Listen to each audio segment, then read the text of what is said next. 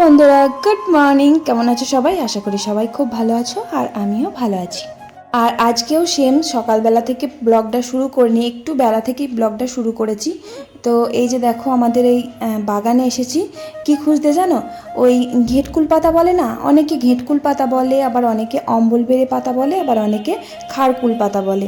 আমাদের এখানে ওই তিনটেই বলে। তো আমি ঘেটকুল পাতাই বলি, মানে আমার বাপের বাড়ির ওখানে সবাই ঘেটকুল পাতাই বলে। তো ওই পাতা না অনেক দিন বাটা খাওয়া হয়নি, ভীষণ ইচ্ছে করছে এই পাতাগুলো বাটা খাওয়ার জন্য। তাই আজকে চচ্চড়িও সেরকম কিছু নেই, আবার শাকটাকেও আনেনি। তাই জন্য ভাবলাম যাই দেখি, অনেকগুলো হয়েছে তো, আর একটু জল পড়লে আমাদের এখানে প্রচুর হয়। তো তার জন্য ওগুলো তুলতে এসেছি এই বাগানে।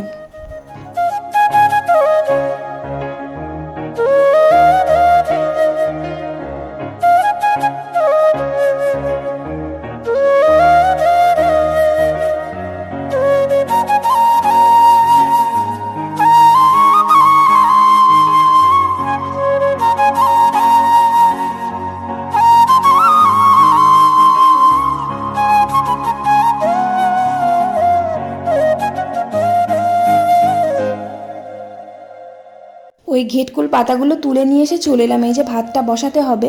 আর ঘেটকুল পাতা জানো তো, আমার ননদ, মানে আমার ছোট ননদ ভীষণ ভালোবাসে খেতে, আর আমি খেতে ভালোবাসি। তাছাড়া আমাদের বাড়িতে খুব একটা কেউ খায় না, আমার বর তো খায়ই না, আর মাও খেতে পছন্দ করে না। কি যে ভালো লাগে আমার, সে কি বলবো। মানে ওই পাতা বাটা দিয়ে পুরো এক থালা ভাত আমি সাবার করে দিতে পারবো জানো, এতটাই আমার টেস্টি লাগে। আর এসব কিন্তু খাওয়া আগে জানতাম না, আমার শ্বশুরবাড়িতে এসেও শিখিনি। কিন্তু আমার শ্বশুরবাড়িতে এসব শাক পাতা বাটা কিন্তু খুব একটা পছন্দ করে আর কখনো খায়ও না। আমি শিখেছি কোথায় জানো? আমার বাপের বাড়ির ওখানে একটা জেঠিমা ছিল। ওই জেঠিমাটা না মাঝে মধ্যে এরকম পাতা বেটে না আমাকে দিত রান্না করে, আমার কি ভালো লাগতো। তো জেঠির কাছ থেকে আমি ওই রেসিপিটা শিখেছিলাম।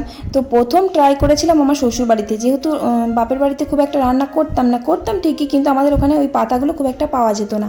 তো এখানে আমার বাড়িতে মানে এত হয়, সে কি বলবো, মানে অল টাইম এখানে এই বাড়িতে, আমাদের বাড়িতে শ্বশুরবাড়িতে প্রচুর হয় ওই পাতাগুলো। তাই ভাবলাম আমার বড্ড খেতে ইচ্ছে করছে, তাহলে তুলেই ফেলি, আমি একাই না হয় খাবো। ওই কালো জিরে, তারপরে রসুন পেঁয়াজ এগুলো বাটা করে ওর মধ্যে দিতে হয়।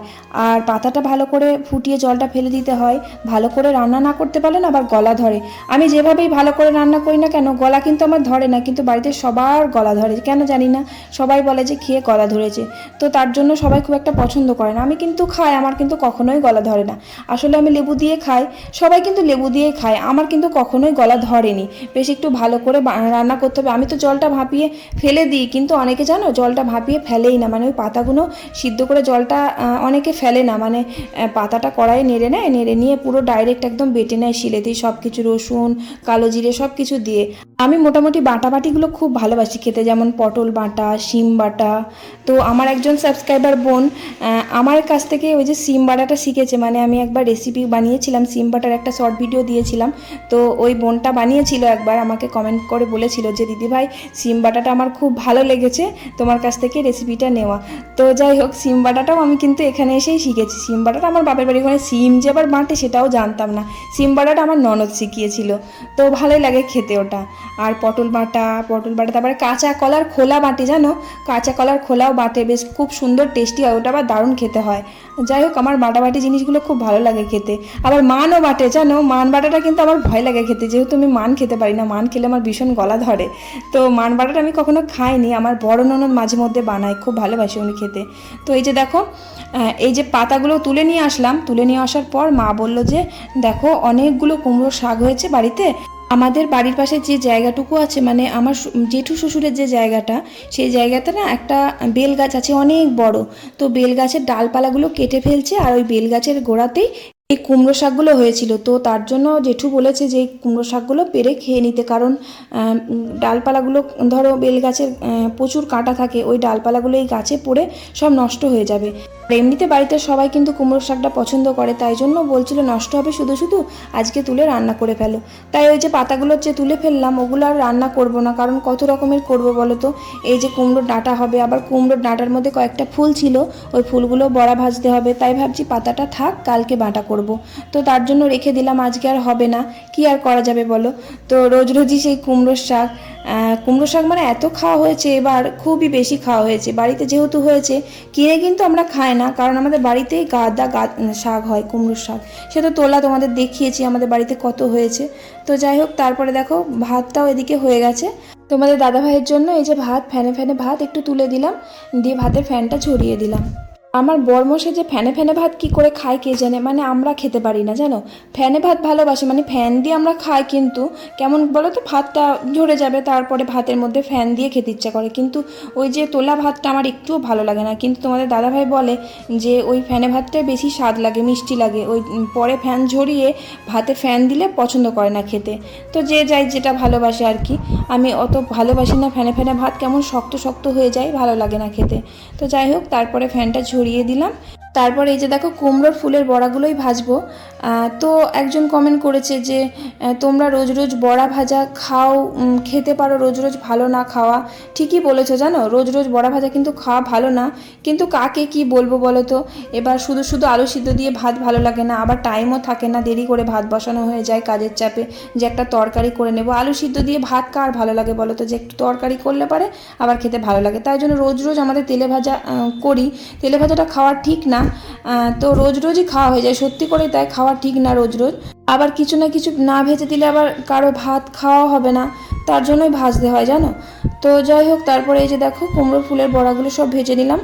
খুব বেশি ছিল না, 5টা 6টার মতো কুমড়োর ফুল ছিল, তো ভেজে দিলাম। আমার বরমশাই আর শ্বশুরমশাই যেটু খাবে, আমার খুব একটা ভালো লাগে না কুমড়োর ফুলের বড়া খেতে।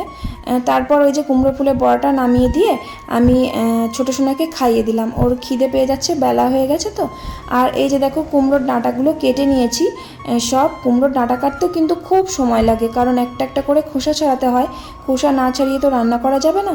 আমার বড় ছেলে যখন পেটে ছিল না, তখন আমার কুমড়ো শাক খেতে খুব ইচ্ছে হয়েছিল। মানে আমি কিন্তু আগে কাঁঠাল খেতাম না, কাঁঠাল একদমই পছন্দ করতাম না, কিন্তু এখন মোটামুটি খাই। ওই যে গলা কাঁঠালটা ভালোবাসি খেতে। আবার অনেকে ঘেন্না করে, কাঁঠাল খেতেই পারে না, অনেকে কাঁঠালের গন্ধ সহ্য করতে পারে না। সেম প্রবলেম আমার হতো, মানে কাঁঠালের গন্ধ আমি সহ্যই করতে পারতাম না। এখন মোটামুটি ভালোই লাগে আর ভালোই খাই আর কি। তো আগে আমি কাঁঠাল খেতাম না, দিয়ে হঠাৎ করে মানে আমার বড় ছেলে যখন পেটে ছিল, তখন ওই যে আমার বাবা মারা যাওয়ার মানে 2 মাস আগে হঠাৎ করে আমার ভীষণ কাঁঠাল খেতে ইচ্ছা করছে। জানি না কেন কাঁঠাল খায় না, আমার মা তো অবাক, মা বলছে আমি কাঁঠাল কোথায় পাবো বলো দেখিনি, এখন ওই বাজার সারা বাজার খুঁজে মানে কাঁঠাল পাচ্ছে না, কাঁঠাল খেতে ইচ্ছা হয়েছে, তখন মানে কাঁঠাল পাকেই নি। তো তারপর আবার কুমড়ো শাক খেতে ইচ্ছে করেছিল, আর আমাদের ওখানে কুমড়ো শাক নেই। সেই কুমড়ো শাক কোথা থেকে, আমাদের পাড়ার একটা ভাই কোথা থেকে তুলে নিয়ে এসে আমাকে দিল, দিয়ে আমার মা রান্না করে দিয়েছিল কুমড়ো শাক, কিন্তু কাঁঠালটা আর খাওয়া হয়নি। তো আমার দাদার একটা বন্ধুর বাড়িতে কাঁঠাল গাছ ছিল, তো আমি যেদিনকে মানে আমার বড় ছেলে যেদিন ডেলিভারি হয়েছিল, তার আগের দিন রাত্রেবেলা কাঁঠালটা এনে দিয়েছিল, ঘরেতেই ছিল। এবার পরদিন খাবো আর কি। তারপর দিন সকালবেলা উঠেই আমাকে হসপিটালে ভর্তি করতে হয়েছিল, তারপরে আর খাওয়া হয়নি কাঁঠালটা। তো যাই হোক, কাঁঠাল খেতে ইচ্ছে হয়েছিল কেন আমি জানি না। তো এখন খাই, মোটামুটি ভালোই লাগে খেতে, কিন্তু খাজারোয়া কাঁঠালটা আমার খুব একটা পছন্দ না, মানে কচকচ করে তো ভালো লাগে না খেতে। আমার বাপের বাড়িতে মোটামুটি অনেক রকমের গাছ আছে, যেমন নারকেল গাছ, কাঁঠাল গাছ, তারপরে বেল গাছ, আম গাছ, তারপরে আমড়া গাছ, যেটা আমার সব থেকে প্রিয় ছিল। মানে আমড়া গাছ এতটাই টক খেতাম না বিয়ের আগে, সে কি বলবো। মানে নুন টুন না নিয়ে কাঁচা লঙ্কা দিয়ে ওই টকগুলো শুধু খেতাম, কাঁচাই চিবিয়ে খেয়ে নিতাম ওই কাঁচা আমড়া। পরে কাঁচা তেঁতুল, পাকা তেঁতুল, কুল, এগুলো মানে টক খেতে খুবই ভালোবাসতাম, এতটাই টক খেতাম। কিন্তু এখন খুব একটা টক খেতে পারি না, খেলেই না দাঁতটা শিরশির করে, আবার অম্বল হয়ে যায় খুব। আগে অম্বল টম্বল কিছুই হতো না, তো গ্যাস অম্বল যেন বিয়ের পরই ধরেছে। বড় ছেলে পেটে থাকতে না মানে অরুচি হয়েছিল, যখন আমি যখন প্রেগনেন্ট হই, তার পরদিন আমরা দিল্লিতে বেড়াতে গিয়েছিলাম। দিল্লিতে আমার বড় নন্দাই ওখানে সোনার কাজ করে, তো ওখানে আমার বড় নদ তখন থাকতো, তো সেই কারণে ওখানে যাওয়ার একটা প্ল্যান হয়েছিল আর কি। তো যে টিকিটটা আগেই কাটা হয়ে গেছিলো যাব বলে, তো তার আগের দিনকে শরীরটা খারাপ করছিল, তার জন্য তো চেক করার পর জানতে পারি যে আমি প্রেগনেন্ট, মানে বড় ছেলে তখন পেটে এসেছিলো আর কি। এবার টিকিট কাটা হয়ে গেছিলো বলে তখন যেতে বাধ্য হয়েছিলাম।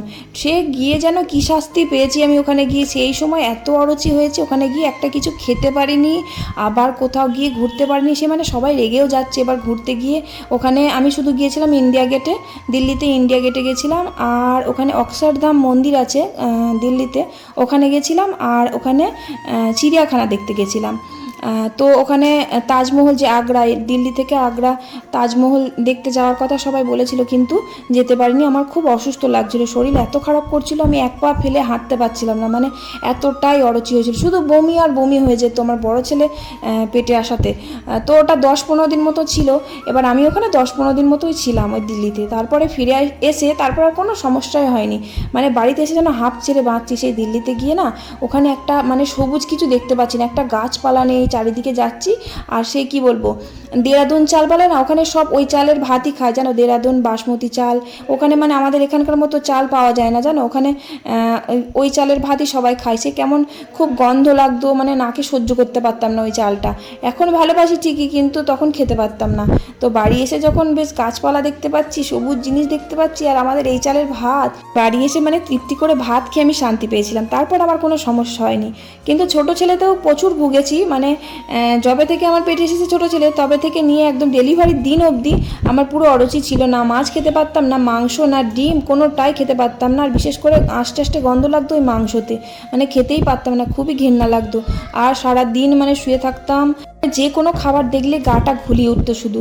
আর বমি, সে রাত 12টা-1টার সময় সে উঠে উঠে বমি করতাম, এরকম সারা দিন। মানে যখনই খেতাম তখনই বমি, খেতে বসেই বমি, একটু ভাত খাচ্ছি দুপুরবেলা সেটাও বমি, জল খাবারে ভাত খাচ্ছি তাও বমি, রাতে ভাত খাচ্ছি সেটাও বমি। মানে 3বার খেয়েছি, 3 বেলা 3বারই বমি করে তুলে দিয়েছি। আমার ছোটোটা পেটে আসাতে যেন বেশি শাস্তি পেয়েছি আমি, সত্যি করে।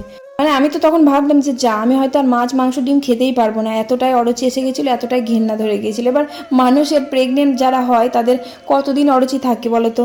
হয়তো 1 মাস, 2 মাস, 3 মাস, 6 মাস হয়ে গেলে তো অন্তত কিছু খেতে পারে, তাও আমি খেতে পারতাম না, এত বিরক্তি লাগতো আমার। মানে কান্না পেয়ে যেত জানো, খাবার খাওয়ার পর যখন আমার বমি হতো, বমি হলে এতটাই কষ্ট হতো, খুবই কষ্ট হতো। তো যাই হোক, সেসব দিন চলে গেছে, বাদ দিলাম। ওই যে কুমড়োর শাকটা রান্না করলাম, আর ওই গুগুলি এনেছিল, তো গুগুলিগুলো আলু দিয়ে ঝাল করেছি আজকে। এতটাই কষ্ট হচ্ছিল গরমে এসে, কি বলবো, তার জন্য মানে কোনো রকম রান্না করে উঠে চলে এসেছি একদম, দিয়ে এসে আগে চানটা করেছি। এতটাই গরম করছিল রান্না করতে, চারিদিকে হাওয়া দিচ্ছে কিন্তু রান্না করতেই পারছি না, প্রচণ্ড গরম করছে। তো তোমাদের দাদাভাই বলছে যে গ্যাসে রান্না করো, এই গরমের কটা দিন প্রচণ্ড কষ্ট হচ্ছে, তাই ভাবছি কাল থেকে আর উনুনে রান্না করব না, গ্যাসেতেই রান্না করব, যা হয় হবে। গ্যাস পড়বে, আমি আর সহ্য করতে পারছি না, সত্যি প্রচণ্ড গরম করছে। তোমাদের দাদাভাইও দেখে আর সহ্য করতে পারছে না, বলছে এত কষ্ট হচ্ছে, আমরা ঘরেতে থাকতে পারছি না, তুমি উনুনের পাড়ে আছো কি করে, কাল থেকে গ্যাসে রান্না করবে। তাই ভাবছি কাল থেকে একদম ফাইনাল গ্যাসেই রান্না করব। আর আমি চান টান করার আগেই গুবলু সোনাকে আগে খাইয়ে দিয়েছি, ওর প্রচণ্ড ঘুম এসেছিল, তাই জন্য ওকে আগে খাইয়ে দিয়েছি, তারপর আমি চানটা করেছি। তারপর চান টান করে এই যে খেতে বসেছি, কুমড়োর শাক আর গুগলির তরকারি, ব্যাস দেখেছো 2টো রকমের পদ। আর ওই সকালে ওই যে কুমড়োর শাকের ফুল হয়েছিল, কুমড়োর ফুল হয়েছিল, তো কুমড়োর ফুলের বড়া জলখাবারেই খেয়েছিলাম আমরা ভাতের সাথে। গুগলির থেকেও কুমড়ো শাকটা আমার মোটামুটি ভালোই লাগছে খেতে, ওই দিয়ে ভাত খেয়ে নিলাম। গুগলি খুব একটা ভালো লাগছে না খেতে, কারণ আজকে আলু দিয়ে রান্না করেছি, তো আমার ওই বেগুন দিয়ে ওই ভাজা মশলা দিয়ে রান্না করলে বেশি ভালো লাগে খেতে। আমার বর বলছে যে বেগুন তো ছিল ঘরে, বেগুন দিয়ে রান্না করনি কেন? আমার যে কি কষ্ট হচ্ছিল গরমে সে কি বলবো। তো আমি বলছি যে আমি গরমে পারিনি, মানে বেগুন দিয়ে রান্না করতে গেলে একটু ভাজা মশলা দিয়ে রান্না করতে হবে, একটু টাইম লাগবে করতে, মানে কোনো রকমের কষ্ট করে রান্না করেছি। ওই সর্ষে বাটা, আদা রসুন জিরে দিয়ে কোনো রকমের তাড়াহুড়ো করে রান্নাটা করে উঠে পড়েছি, এতটাই কষ্ট হচ্ছিল। মানে আমি যে কীভাবে রান্না করেছি আমি নিজেও জানি না, এত গরম করছিল আমার রান্না করার সময়। তো যাই হোক, তারপর খাওয়া দাওয়া করার পর দেখো আমি বাসনগুলো ধুচ্ছি, আর একটু লেট হয়ে গেছিলো, মানে আমার ভিডিও এডিট করে ভয়েস টয়েস দিয়ে একবারে কমপ্লিট করে ফেলেছি আজকে, দিয়ে যে কাজ সেরে একদম লেট হয়ে গেছে, বাসনগুলো ধুতে প্রায় 5টা বাজে। তো আমার বরমশাই তাড়াতাড়ি করছে বা দোকানে যাবে, তো আমার বড় ছেলে বলে তাহলে আমি শরবতটা বানাই, কারণ আমরা প্রত্যেক দিন বিকেলবেলা না একটু শরবত বানাই, ওই নুন লেবু তারপরে চিনি দিয়ে শরবত আর কি, ফ্রিজের ওই একটু মানে ঠান্ডা জল দিয়ে। আজকে দেখো বোতলের জলটা ডিপে রাখা হয়েছিল, তো পুরো বরফ হয়ে গেছে একদম, পুরো ঠান্ডা ঠান্ডা ঠান্ডা জল দিলে বেশি ভালো লাগে শরবতটা খেতে। আর এত জল গরম হয়ে যাচ্ছে সে কি বলবো, মানে বাধ্য হয়ে এই গরমের জন্য ওই ঠান্ডা জল মানে ফ্রিজের থেকে জল বার করে খেতে হচ্ছে। দেখো অনেকদিন ধরে ফ্রিজের জল খাচ্ছি, তোমাদের বলেছিলাম যে ফ্রিজের জল আমরা খাই না, গলা ব্যথা করে, কিন্তু বাধ্য হয়ে খেতে হচ্ছে গো, প্রচণ্ড গরম, ওই জল খাওয়া যাচ্ছে না একদম, মানে মনে শান্তি হচ্ছে না জল খেয়ে। তাই ওই ফ্রিজে বোতল রেখে দিয়েছি একটা, ওই মিশিয়ে জলটা খাই 3বারই। আর তোমাদের দাদাভাইও তাই, ফ্রিজের জল খেতে চায় না এখন, মানে ফ্রিজের জল ছাড়া খাই নাই গরমের জন্য। মানে আগের বছর কিন্তু এতটা গরম ছিল না, প্রচণ্ড পরিমাণে, মানে মনে হচ্ছে যেন 10 গুণ বেশি এবছর গরম, এতটাই গরম। আবার নাকি পরের বার নাকি আরও বেশি হবে, মানে মানুষ বাঁচবে না এই গরমের জন্য জানো। আর আমার বড় ছেলে দেখো শরবত খাবে, আর এত টক করে দেবে, আমি শরবত বানাই তো প্রত্যেক দিন, তো লেবু দিই, ঠিকঠাক দিই। উনি আবার কী করবে, আরও একটু বেশি করে লেবু কেটে নিয়ে আর একটু বেশি করে দেবে, দিয়ে খুব টক হয়ে যাবে, এত টক হবে সে মানে তেঁতুলের মতন টক করে ফেলবে, দিয়ে লাস্টে খেতে পারবে না, বলবে আমি খেতে পারছি না তুমি খাও। আর ওর শরবতটা খাওয়াই যায় না, এতটাই টক করে ফেলে। খ্যাপা একটা, কি বলবো, বলি অতটা টক খাবে না সবসময়, বলো তো অত টক খাওয়া ভালো? যেমন লেবু খাবে তেমনি টক, আম খাবে তেমনি তেঁতুল, এত টক খেতে পারে, কি বলবো বলো তো? এত টক খাওয়া খুব একটা ভালো না, অম্বল হয়, গ্যাস হয়ে যায়, লিভারের প্রবলেম হয়, শুনবে না কথা। তারপরে বাসন কোসনগুলো ধুলাম, ধুয়ে যে ঘর দোরগুলো ঝাঁট দিয়ে দিচ্ছি।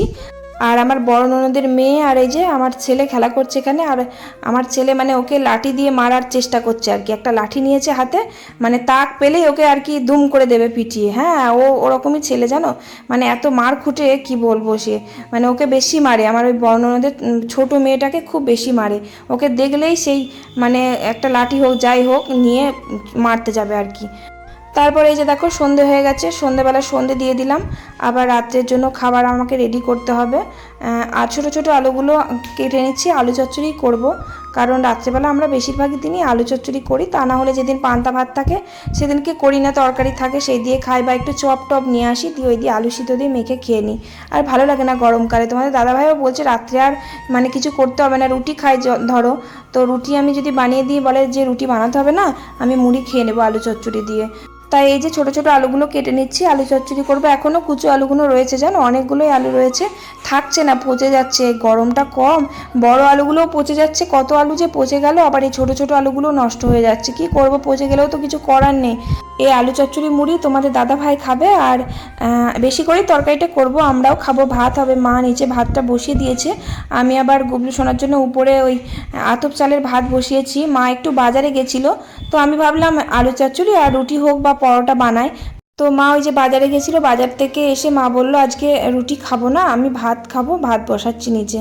তাই মা নিচে ভাতটা বসিয়ে দিয়েছে, আর আমি আগে থেকে এই যে ছোটো সোনার জন্য আতপ চালের ভাত আলু সিদ্ধ দিয়ে বসিয়ে দিয়েছিলাম। তো মা যদি ভাত বসাবে জানতাম তাহলে বসাতাম না, ভাতই খেয়ে নিত। তো যাই হোক, আতপ চালের ভাতও খায় আমার গুবলু সোনা, খুব ভালোবাসে খেতে, তাই জন্য বসিয়ে দিয়েছি, হয়েও যাবে, তাড়াতাড়ি খেয়ে নেবে আর কি। আর এই যে দেখো আমি 5 ফোড়ন কী করি জানো, ওই তেলের মধ্যে দিয়ে ফেলে দিই। কেন বলো তো? তোমাদের দাদাভাই 5 ফোড়ন মানে সহ্য করতে পারে না, দু চোখের জলা, কোনোভাবে যদি খেতে গিয়ে মুখে একটা 5 ফোড়ন পড়ে, সে কি রাগা রেগে যায় কি বলবো। আর এদিকে আমি আলু চচ্চড়িতে 5 ফোড়ন ছাড়া খেতে পারি না, মানে 5 ফোড়ন ছাড়া আলু চচ্চড়ি করলে মনে হয় যেন সে আলু সিদ্ধ, সে জলে সিদ্ধ করে, আবার বিচ্ছিরি লাগে খেতে। তাই এই যে তেলে দিই, তেলে দিয়ে না ওই 5 ফোড়নগুলো ফেলে দিই, মানে পুড়ে যায়, দিয়ে ফেলে দিই, তাহলে একটু গন্ধটাও থাকে, এদিকে 5 ফোড়নগুলো মুখে পড়ে না, মানে দুদিক থেকেই হয়ে যাবে, আমার খেতেও ভালো লাগবে, আর ওদিকে তোমার দাদাভাইয়ের মুখে পড়বে না। তো যাই হোক, আলু চচ্চড়িটা বসিয়ে দিলাম। আজকে আর রুটি পরোটা কিছুই বানাবো না, কারণ তোমাদের দাদাভাই বললো আলু চচ্চড়ি দিয়ে মুড়ি খেয়ে নেবো, ও মুড়ি খেতেও ভালোবাসে আলু চচ্চড়ি দিয়ে। আর সন্ধেবেলাও খুব খিদে পেয়েছে, আর কয়েকটা আমও এনেছিল, 2-3 দিন ধরে আমগুলো নিয়ে এসেছে, মানে খাবো খাবো করে খাওয়া হচ্ছে না, নষ্ট হয়ে যাচ্ছে, যা গরম পড়েছে আমগুলো সব পচে যাচ্ছে। তাই আমগুলো যা ছিল সব একবারে কেটে ফেললাম, দিয়ে আমি, তোমাদের দাদা ভাই, তারপরে আমার বড় ছেলে, 3 জনে মিলে খেলাম। আর গুবলু সোনাকে কালকে একটা আম খাইয়েছিলাম জানো, পুরো মানে পেট খারাপ করেছিল আমটা খেয়ে, ওর এত পটি করে ফেলেছে সে কি বলবো, মানে বিছানায় বালিশে মানে আমটা হজমই হয়নি, ওই পটির সাথে পুরো আমটা বেরিয়েছিল জানো। হ্যাঁ, তার জন্য আমি ওকে আর খাওয়াচ্ছি না আমটা, আর ও নিয়ে, ও তাছাড়া ও গেছে মানে ওর ছোটো ঠাম্মার বাড়িতে খেলা করছে, ওখানে গেলে আর আসতেই চায় না, মানে ওখানে খুব ভালো খেলা করে। এই আমের আঁটি খাওয়া নিয়ে মানে আমার দাদার সাথে না আমার ভীষণ ঝগড়া লাগতো, ও বলতো আমি আমের আঁটি খাবো, আর আমিও বলতাম যে আমি খাবো। তো আমি আমটা খেতে থাকি। আজকের মতো ভিডিও এখানেই শেষ করি, ভালো লাগলে একটা লাইক করে দিও আর কমেন্ট করে দিও। চলো আজকের মতো টাটা, বাই বাই।